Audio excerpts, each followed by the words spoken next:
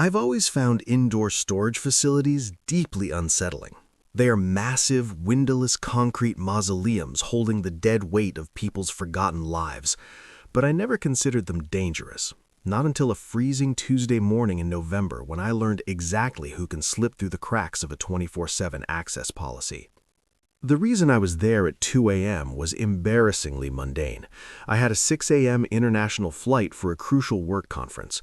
In the chaos of a recent apartment move, I had boxed up my passport and dumped everything into a unit on the third floor of a sprawling, block-long facility situated in a desolate industrial park on the edge of town.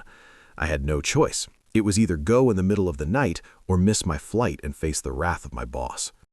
I pulled into the empty parking lot at exactly 2:14 a.m.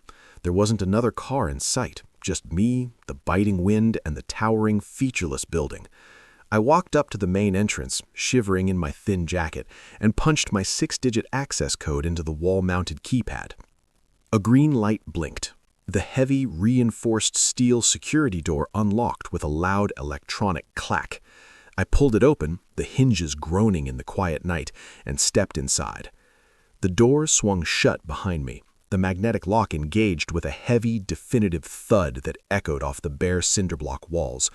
I was locked in. The facility was a textbook liminal space, a place you were only meant to pass through, not exist in.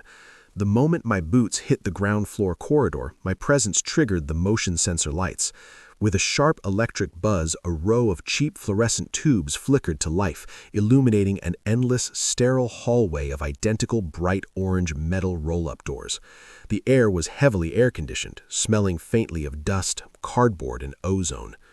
But it was the silence that immediately put my teeth on edge. It was a dead, suffocating absence of sound. There was no ambient hum from the street outside. When I shifted my weight, the faint squeak of my rubber sole against the polished concrete echoed violently down the corridor, bouncing off 100 hollow metal doors. I started walking toward the freight elevator at the center of the building. I quickly realized that the facility used incredibly aggressive energy-saving settings. The motion lights were programmed to shut off after just 60 seconds of inactivity. If you weren't actively moving beneath them, they died. I was halfway to the elevator when the lights near the front entrance violently clicked off. Thack! I flinched, glancing over my shoulder.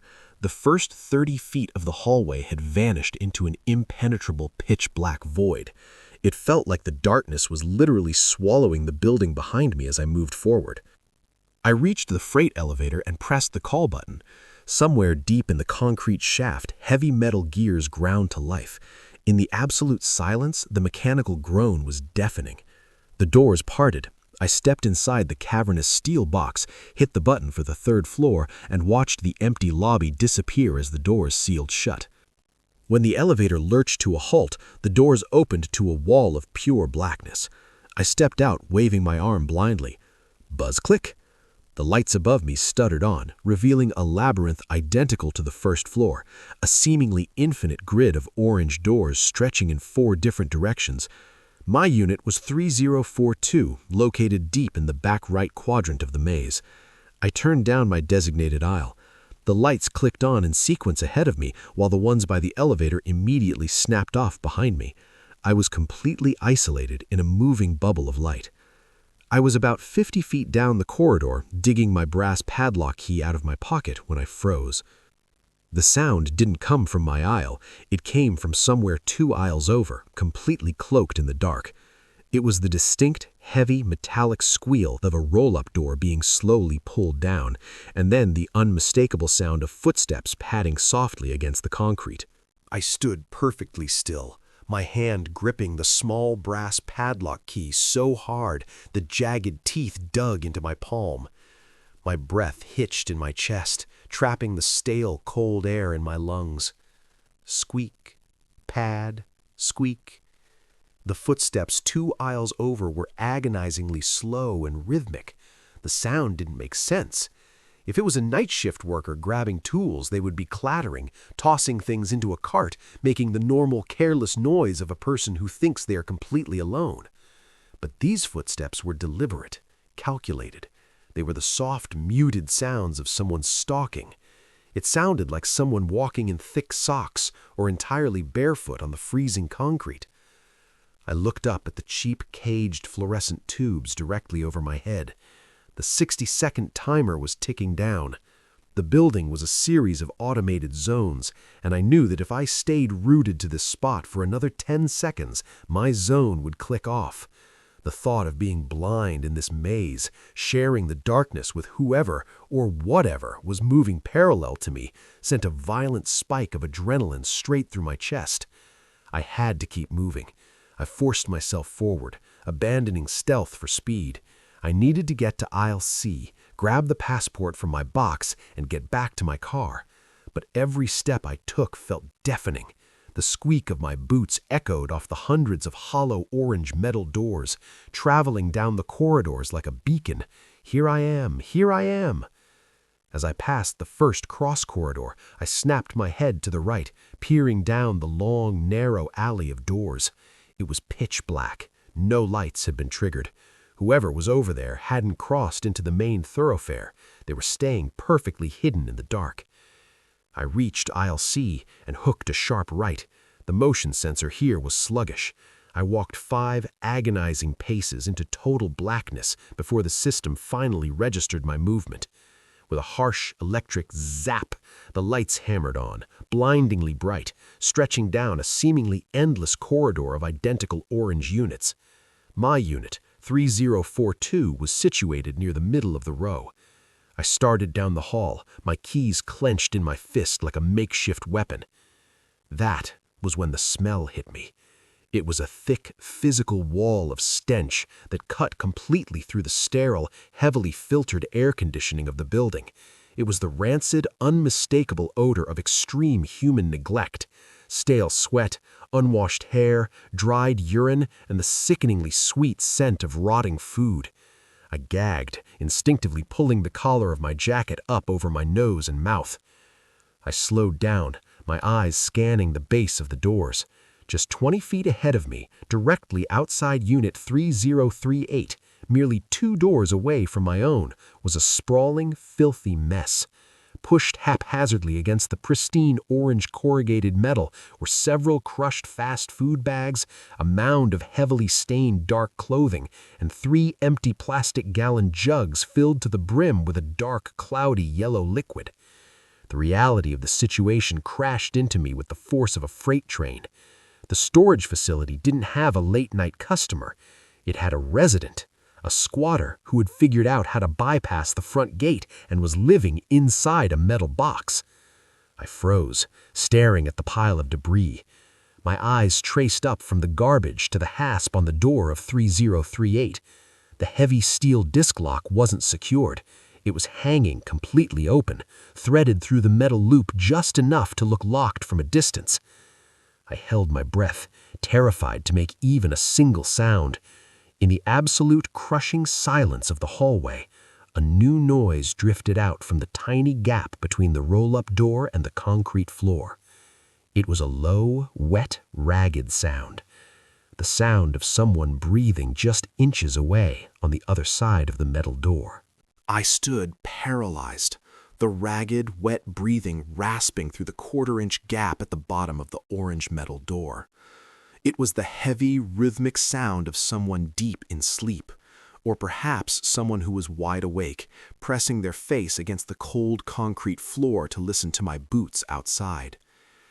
Every instinct screamed at me to turn around and run, to sprint back down the sterile hallways, hammer the elevator button, and get out to my car.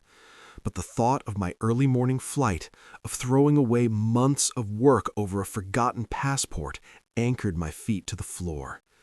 My unit, 3042, was only 2 doors down, 10 feet away.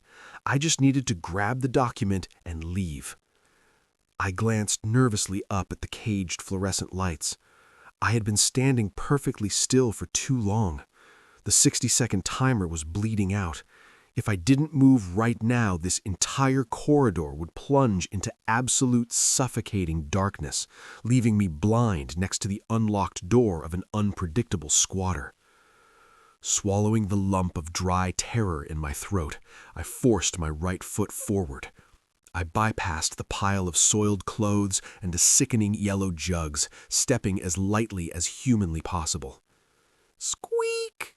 My rubber sole betrayed me, emitting a tiny, sharp friction noise against the polished concrete floor. Instantly, the wet breathing behind the door of 3038 stopped. A fresh wave of ice-cold panic washed over me. The silence that followed was heavy, expectant, and utterly terrifying. They knew I was there. They were listening. I didn't stop. I couldn't. I practically glided the last few feet to my unit and jammed my brass key into the padlock. My hands were shaking so violently that the metal casing clinked against the hasp. To my frayed nerves, the tiny tink-tink sounded like gunshots in the quiet hallway. I turned the key, popped the lock, and slid it out of the latch. Now came the worst part. These metal roll-up doors are cheap, unlubricated, and incredibly heavy. There is no quiet way to open them. Gritting my teeth, I grabbed the bottom handle, pushed down the release latch, and hauled the door upward. Rumble, clang, clang, clang! The deafening metallic roar of the corrugated steel rolling into its upper housing echoed violently down the entire third floor. It was absurdly loud. I felt completely exposed, like I had just set off an alarm in a bank vault. I pushed it up just enough, about 3 feet, and ducked underneath, slipping into the cold, cramped space of my unit. Inside, it was a chaotic mess of stacked cardboard boxes and mismatched furniture from my recent move. I frantically dug through the box labeled Important Docs near the front. My hands blindly shoved aside tax returns, old leases, and finally my fingers brushed the familiar faux leather texture of my passport holder. "Got it," I whispered, a wave of relief washing over me for a fraction of a second. Then the lights out in the hallway clicked off. Thack! My unit was instantly plunged into a darkness so absolute it felt physical. I was crouched on the freezing concrete floor, clutching my passport to my chest, completely blind. I held my breath, straining my ears toward the open gap beneath my half-raised door. For 10 excruciating seconds, there was only the sound of my own erratic heartbeat drumming in my ears. Then, from just 10 feet away, out in the pitch-black hallway, I heard the heavy steel disc lock of Unit 3038 slide out of its hasp and hit the concrete with a dull clunk. Someone grabbed the handle of the neighboring door. Rumble. Screech. The metal door of 3038 was being slowly, deliberately pushed up into the dark. The grinding squeal of the neighboring roll-up door was the loudest thing I had ever heard. It didn't fly open with a crash. It was being pushed up inch by agonizing inch, the rusty metal tracks fighting the movement. In the pitch black of my own unit, I squeezed myself behind a towering stack of cardboard wardrobe boxes, clutching my passport to my chest like a shield. Thump. The sound of heavy, bare feet dropping onto the concrete outside echoed through the dark. For a split second, the third floor was utterly silent again. Then, the hallway's motion sensor registered the intruder's movement. Bzzz, click. The brutal fluorescent lights hammered back on, casting harsh, elongated shadows into my unit through the 3-foot gap beneath my door. I held my breath, my lungs burning, and stared at the rectangular strip of illuminated concrete just outside my unit.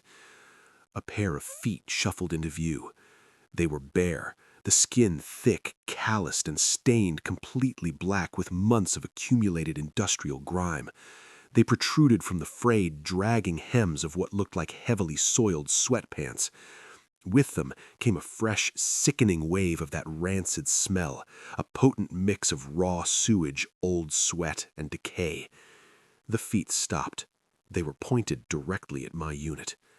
My heart slammed against my ribs so violently I was certain the man outside could hear it. I pressed my back harder against the corrugated metal wall of my storage space, shrinking into the narrow gap between a mattress and a stack of plastic bins. I watched those filthy, blackened feet adjust their stance. The stranger was standing just inches from my half-open door, completely motionless. He was listening. He knew someone had just opened a door in this aisle. The heavy, ragged breathing I had heard earlier was now sharp and shallow, whistling through a congested nose. For 20 agonizing seconds, neither of us moved. The 60-second timer on the overhead lights was bleeding out again.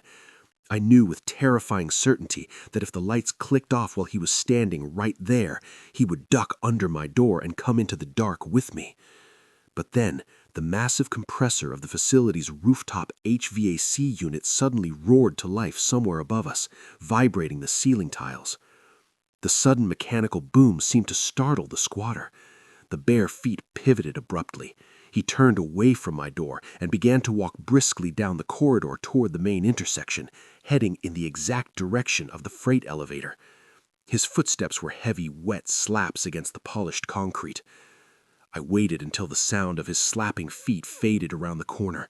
I had to move right now. If I pulled my metal door shut, the deafening clang would ring the dinner bell. I had no choice but to abandon my unit, leaving it wide open. I crawled on my hands and knees out from under the metal door, slipping into the bright, suffocatingly foul-smelling hallway. I didn't look inside Unit 3038. I didn't want to see what kind of nest he had built in there. Instead of heading back the way I came, which would lead me right into his path, I bolted in the opposite direction. I sprinted silently on the balls of my feet, taking a sharp left at the end of the aisle, intending to take the next perpendicular hallway and circle around the perimeter back to the elevator. I triggered the motion sensors in the new corridor. Zap, zap, zap. A cascade of lights illuminated another endless, identical canyon of bright orange doors. I took a quick right, then another left, my panic completely overriding my sense of direction. I slowed down to catch my breath, my chest heaving. I looked up at the silver placards on the doors to get my bearings. My stomach plummeted into an icy abyss. The numbers were wrong. I wasn't heading toward the front of the building. I had driven myself deeper into the back of the labyrinth. And as I stood there, paralyzed by the realization that I was completely turned around, the motion lights at the far end of my current corridor, 100 yards away, suddenly snapped on. Someone had just turned the corner into my aisle. The sharp electric zap of the motion sensor at the far end of the corridor felt like a physical blow. A brutal strip of fluorescent light flooded the distant intersection, casting long, warped shadows across the polished concrete floor. Then, a silhouette stepped out from the intersecting hallway and turned to face my aisle. Even from 100 yards away, the posture was unmistakable. It was him. He stood perfectly still, a dark, ragged blot against the bright orange walls, staring straight down the length of the corridor. The lights in his zone were blazing, but the 50 yards between us remained submerged in a pool of inky blackness. My zone's lights had just timed out, cloaking me in the dark. For a split second, I thought the darkness would protect me, but then I realized my fatal mistake. I was standing directly between him and the emergency exit sign glowing faintly red at the very end of my hallway. My silhouette was completely backlit. He didn't yell. He didn't run. He just started walking toward me. Slap, slap, slap. The wet, heavy sound of his bare feet on the concrete echoed like a metronome of pure dread. He was triggering the motion sensors as he advanced. Click zap. Another 20 feet of the hallway illuminated. He was 60 yards away. 50 yards.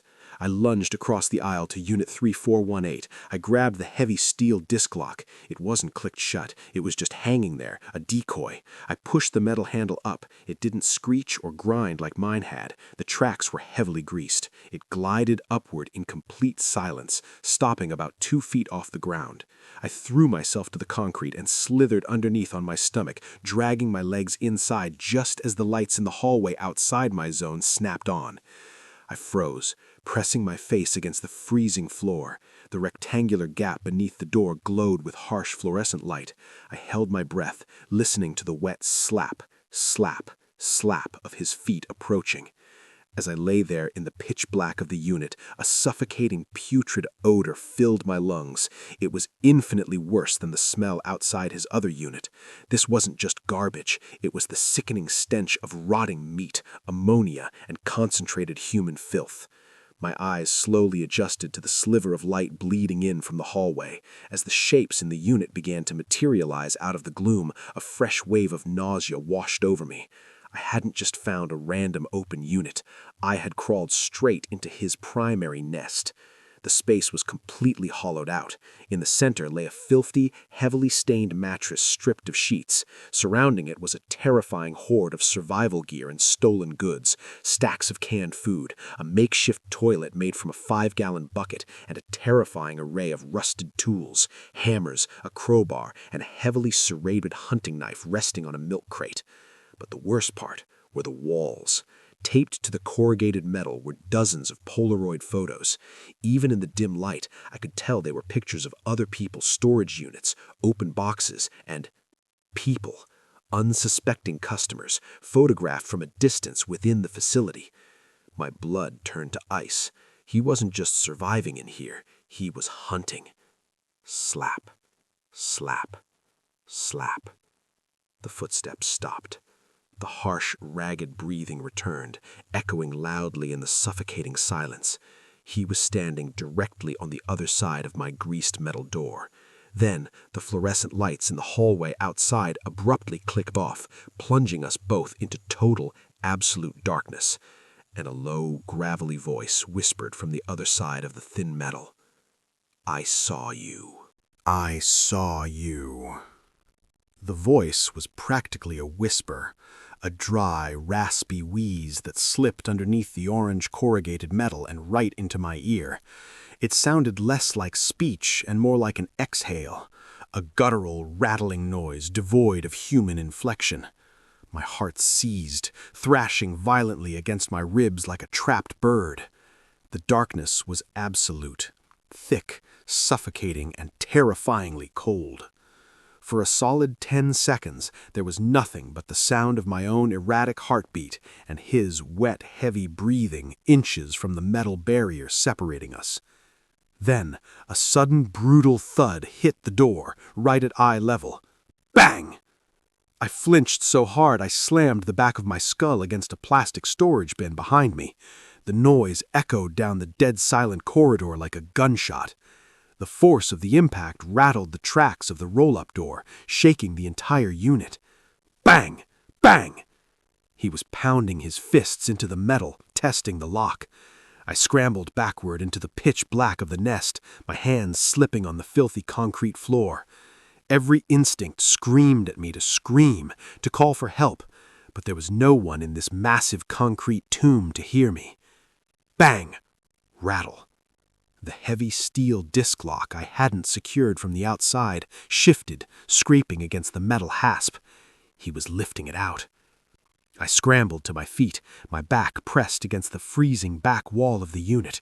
My hands frantically patted the dark space around me, desperate for a weapon. My fingers brushed the cold, hard handle of a crowbar resting on the milk crate. I gripped it with both hands, the heavy iron sending a jolt of cold terror straight through my chest. Screech. Rumble. The door started to move upward.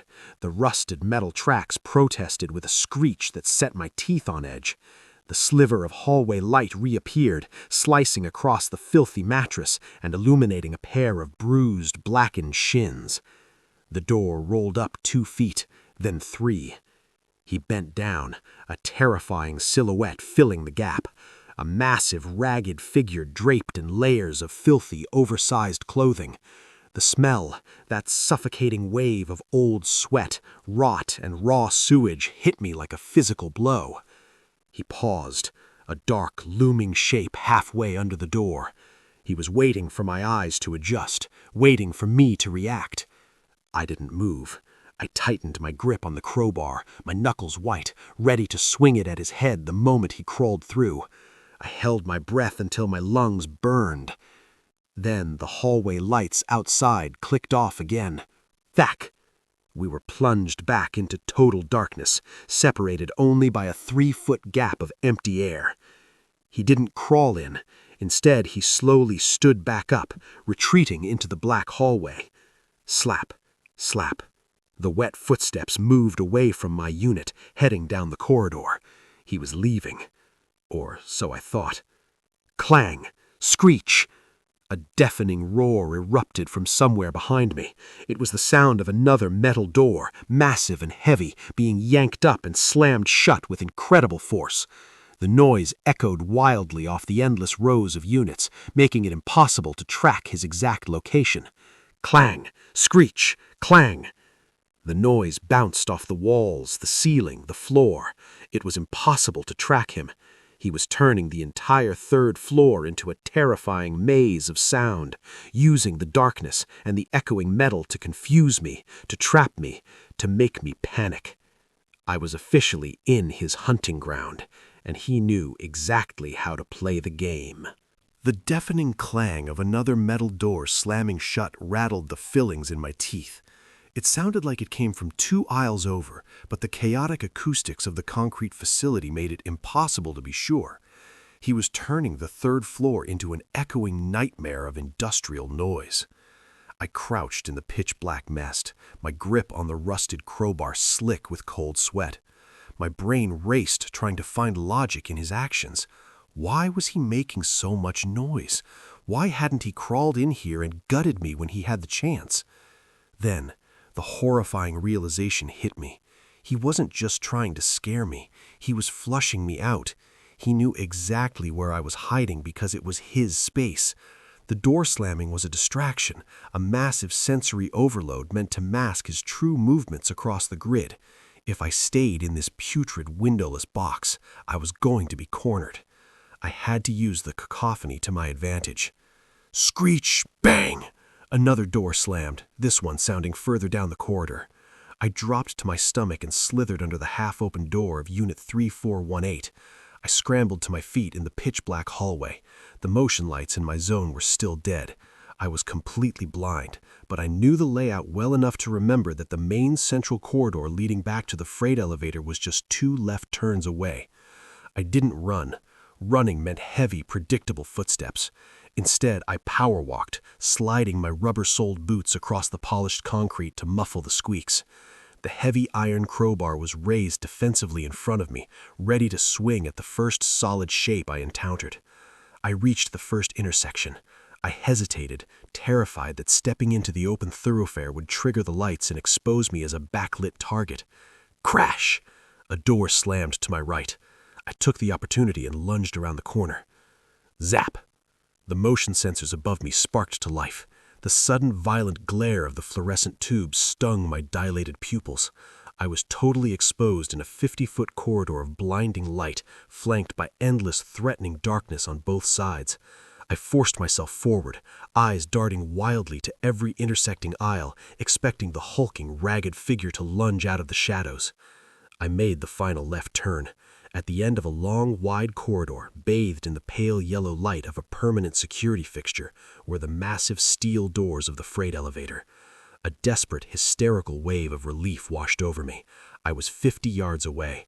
I just needed to hit the call button, get inside that reinforced steel box, and ride it down to the safety of the lobby. I broke into a dead sprint.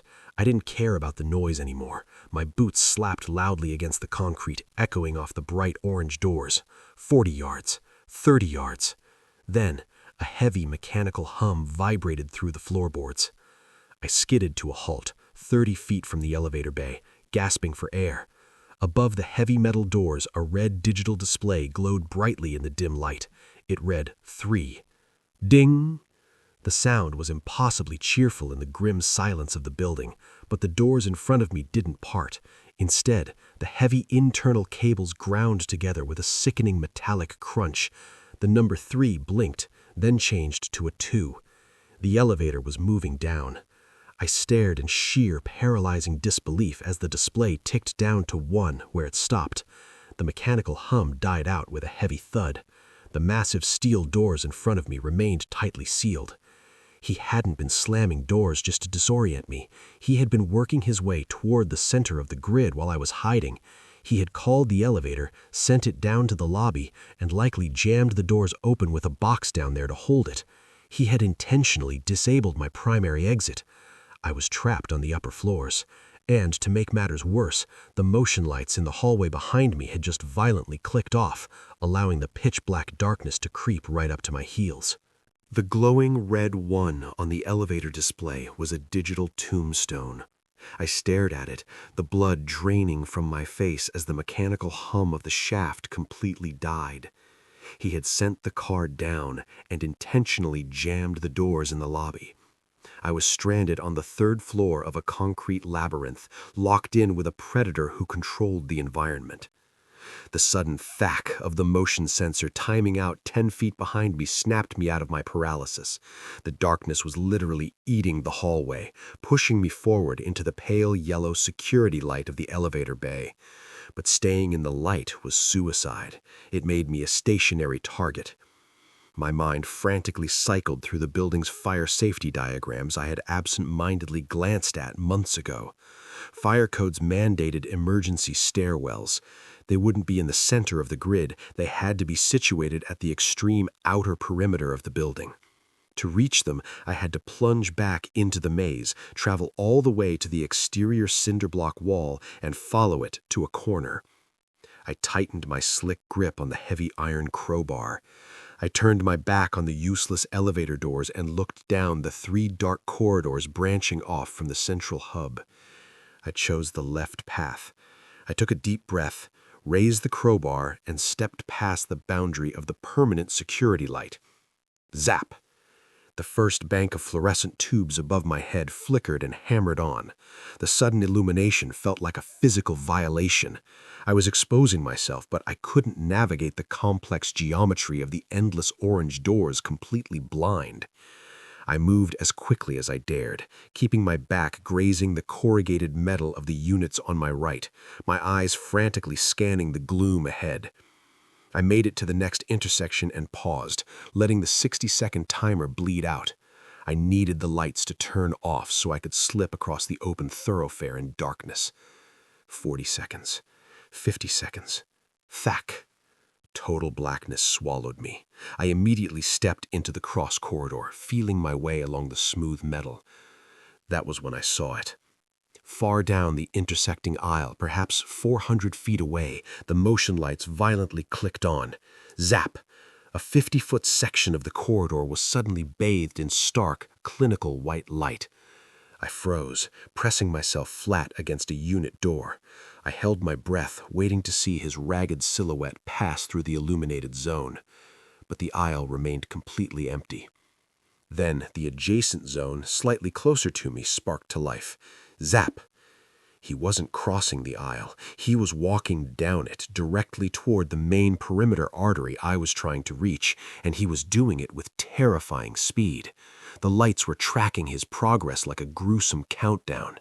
Zap, he was 300 feet away. Zap, 200 feet. He was cutting me off. He knew exactly where the stairwells were, and he was using the grid's lighting system to herd me. Blind panic completely overrode my caution. If he reached the perimeter wall before I did, he would trap me in the center of the 3rd floor forever. I abandoned the darkness and broke into a full sprint. Squeak, slap, squeak, slap. My heavy boots hammered against the polished concrete, a desperate drumbeat echoing through the massive facility. Above me, the motion sensors fired in rapid succession, a strobe light of pure terror pacing my flight. Zap, zap, zap! I reached the end of the aisle and threw myself around the final corner, colliding hard with the cold, solid cinder block of the building's exterior wall. The impact knocked the wind out of me, but I didn't stop. I shoved off the wall, looking wildly to my right. There, suspended from the ceiling about 50 yards down the perimeter hallway, was the Holy Grail, a faintly glowing, red-illuminated exit sign pointing toward a heavy steel fire door. A sob of relief tore out of my throat. I bolted toward it, the crowbar raised, the adrenaline making me feel completely weightless. 40 yards, 30 yards, the door was right there. But as I crossed the 20-yard mark, the motion sensor directly above the emergency exit aggressively clicked on. The harsh fluorescent light flooded the emergency exit, revealing the hulking, ragged figure standing perfectly still directly in front of the stairwell door. The rancid smell of decay hit me a second before I noticed what he was holding in his right hand. It wasn't a crowbar.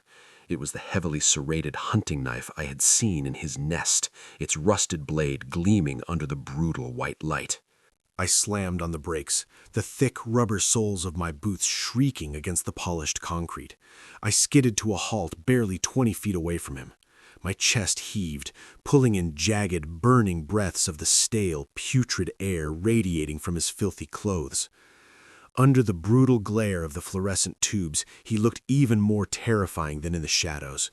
His face was obscured by a tangled, greasy mass of matted hair and an overgrown beard, but his eyes, wide, bloodshot, and completely feral, were locked dead onto mine. He didn't say a word. He didn't raise the rusted, serrated blade. He just stood directly in front of the heavy red crash bar of the fire door, perfectly still, blocking my only way out. I gripped the iron crowbar with both hands, raising it like a baseball bat. My arms trembled violently. "Get out of the way!" I screamed. My voice cracked, sounding thin and pathetic in the massive, echoing space. "I'll kill you! Move!" He didn't flinch. A slow, sickening realization crept over me. He wasn't intimidated by the crowbar. He wasn't going to fight me in the light. He was just waiting. He was waiting for the 60-second timer. We stood frozen in a horrifying stalemate. 10 seconds. 20 seconds. The only sound was the ragged whistling of his breathing and the frantic drumming of my own heart. I wanted to charge him, to swing the heavy iron with everything I had, but the length of that serrated blade paralyzed me. If I missed my first swing, he would gut me before I could recover. 40 seconds. 50 seconds. His grip on the knife visibly tightened. He shifted his weight to the balls of his bare, blackened feet. He was preparing to lunge the exact millisecond we were plunged into the abyss. Thack! The lights died. The corridor instantly vanished into absolute pitch blackness. I didn't hesitate. I didn't swing. The moment the darkness hit, I threw myself violently to the left, diving blindly down the nearest perpendicular aisle just as a heavy, violent whoosh of displaced air tore through the space where my throat had been a fraction of a second before. He had lunged with terrifying speed. I scrambled to my feet, my shoulder slamming hard into a corrugated metal door. I was completely disoriented. I held my breath, pressing my back against the icy metal, terrified to take a single step. The cat-and-mouse game had begun. If I moved, I would trigger the motion sensors in my new aisle, instantly broadcasting my exact location. But if I stayed perfectly still in the dark, I was a sitting duck for a predator who knew the maze by touch. Slap, slap. The wet, heavy sound of his bare feet echoed from the main perimeter hallway. He was moving slowly now, hunting. The sound seemed to bounce off every surface, making it impossible to tell if he was walking past my aisle or turning into it. I couldn't stand it. The suffocating blindness was driving me insane. I had to know where he was. I extended my trembling arm and waved the crowbar frantically in the empty air above my head, praying to catch the sensor's field of view. Zap! The lights in my 30-foot section of the aisle violently hammered on. I flinched against the sudden glare and looked frantically toward the intersection I had just fled from. It was completely empty. I let out a choked gasp of relief, but it died in my throat instantly. If he wasn't in the intersection and the lights out there hadn't triggered, where did he go? Then, directly behind me, at the absolute edge of my illuminated zone, the motion sensor for the next block of lights aggressively clicked on. Zap! I spun around. He hadn't stayed in the main hallway. He had circled through a parallel aisle in the dark and come up directly behind me, and he was already sprinting. The lights snapped on, revealing him mid-sprint. He wasn't slapping his feet anymore. He was charging with a terrifying, silent ferocity, the rusted, serrated blade raised high. I had less than 2 seconds to react. Flight was no longer an option. I planted my boots, adrenaline completely hijacking my nervous system. As he closed the final 10 feet, he lunged, thrusting the knife directly toward my chest. I didn't try to dodge. I swung the heavy iron crowbar with every ounce of strength I had left, aiming blindly at his center of mass. Crack! The iron connected sickeningly with his forearm just as the tip of the blade grazed the thick nylon of my winter jacket. A guttural, wet shriek tore from his throat, the first truly human sound he had made. The impact sent the hunting knife clattering violently across the polished concrete. He stumbled sideways, crashing heavily into a corrugated metal door and collapsing to his knees. I didn't wait to see if he would recover. I dropped the crowbar, the deafening clang masking my footsteps, and sprinted back toward the main perimeter hallway. Zap, zap, zap. The lights above me hammered on, a brutal strobe light tracking my desperate flight. I hit the intersection and hooked a sharp right, my eyes locking onto the glowing red exit sign above the heavy steel fire door. 30 yards, 20 yards. I could hear him scrambling to his feet behind me, his ragged breath echoing off the endless orange metal walls. He was recovering faster than I thought possible. 10 yards. I didn't slow down. I threw my entire body weight forward, leading with my shoulder, and slammed into the red metal crash bar. The fire door burst open, triggering a violently loud security siren that instantly pierced the dead silence of the building. The alarm was deafening, a blaring mechanical klaxon of salvation. I tumbled out onto a concrete landing and practically fell down the 3 flights of emergency stairs. I didn't care about the noise. I didn't care if I broke an ankle. I just needed to get out of that tomb. I hit the ground floor, smashed through the final exterior door, and burst out into the freezing November night. The shock of the cold air was like a physical blow. The wind whipped across the empty parking lot, carrying the wail of the facility's alarm. I sprinted to my car, my hands shaking so violently I dropped my keys twice before finally jamming them into the lock. I threw myself into the driver's seat, slammed the door, and instantly hit the central lock. Only then, with the engine roaring to life, did I look back. The massive, featureless concrete building stood completely unmoving against the night sky. There was no face pressed against the glass of the lobby, no ragged figure emerging from the emergency exit, just the cold, indifferent facade of a place that held 1,000 locked boxes and one monster living among them. I slammed the car into drive and sped out of the industrial park, my tires squealing onto the deserted highway. I left my passport, my open storage unit, and my sanity behind. I missed my flight. I didn't care. I called the police from the road, giving the facility's address and my unit number. When they finally breached the 3rd floor, they found my unit ransacked, but the squatter was gone. He had vanished into the maze of identical orange doors, slipping back into the walls before the police even arrived. They found his nest. They found the buckets of waste, the rotting food, and the horrific Polaroids taped to the walls. But they never found him.